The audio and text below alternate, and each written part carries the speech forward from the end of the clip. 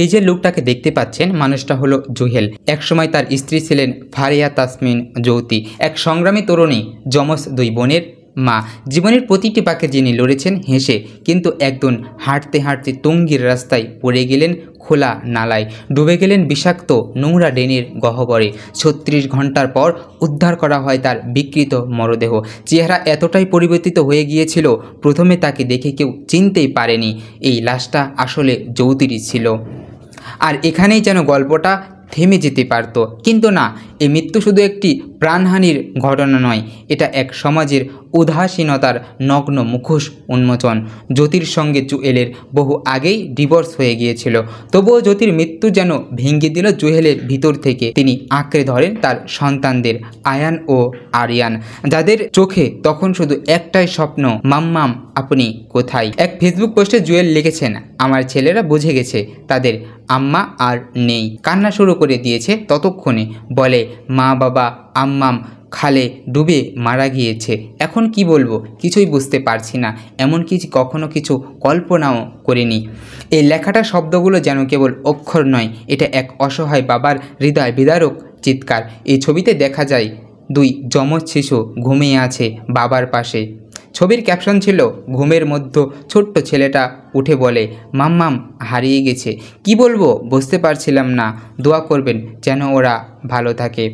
আরেক ভিডিওতে আমরা দেখতে পাই জুয়েল খেলনার ব্যাগ হাতে নিয়ে ছেলেদের সামনে আয়ান ও আরিয়ান লিস্ট দেখে পছন্দ করে খেলনা চাইছে। সেই মুহূর্তে তাদের মুখে হাসি, কিন্তু জুয়েলের চোখে লুকানো বিষাদের ছায়া আপনি হয়তো দেখতে পাবেন না। এই দৃশ্য আমাদের এক প্রশ্ন করে, ডিভোর্সের পর একজন বাবা সন্তানের কাছে ফিরে যায়? কতজন দায়িত্ব নেয় এমনভাবে জুয়েল নিয়েছেন, আমাদের দেখিয়েছেন। তিনি আবারও প্রমাণ করেছেন, সম্পর্ক ভাঙলে দায়িত্ব ভাঙে না। সন্তান কেবল মায়ের নয়, বাবারও সম্মান। জুয়েল শুধু একজন বাবা নন, তিনি একজন যোদ্ধা, এক জীবন্ত অনুপ্রেরণা ছিলেন। ফারিয়া তাসমিন জ্যোতির মৃত্যু যেন শুধু দুর্ঘটনা নয়, এটা একটা শহরের ব্যর্থতা, এটি প্রশাসনের অবহেলা, একটি ব্যবস্থার গাফিলতির মর্মান্তিক পরিণতি। হ্যাঁ, শুধু একটি খোলা নালা কেড়ে নিল এই মায়ের প্রাণ, 2 সন্তানকে করে মায়ের স্নেহহীন। কিন্তু প্রশ্ন হলো, এই মৃত্যুর দায় আসলে কার? কে নেবে এই মৃত্যুর দায়? কোনো অফিসার কি এর জবাব দেবে? কোনো দায়িত্বপ্রাপ্ত কি কেউ বলবেন এই নলটির মুখ কেন খোলা ছিল, কেন ব্যবস্থা নেওয়া হয়েছিল না? জ্যোতির মৃত্যু আমাদের কাঁদায়, জুয়েলের দায়িত্ব আমাদের ভাবায়, আর আয়ান ও আরিয়ানের চোখ আমাদের জাগাতে বাধ্য করে। এই গল্প শুধু একটি পরিবারের নয়, এটি আমাদের প্রতিটি বিবেকবান মানুষের গল্প, যেখানে সবার প্রশ্ন একটাই, তুমি কি আছো তোমার সন্তানের পাশে? জুয়েল আছেন, তাই আমরা কৃতজ্ঞ, আমরা শ্রদ্ধানত।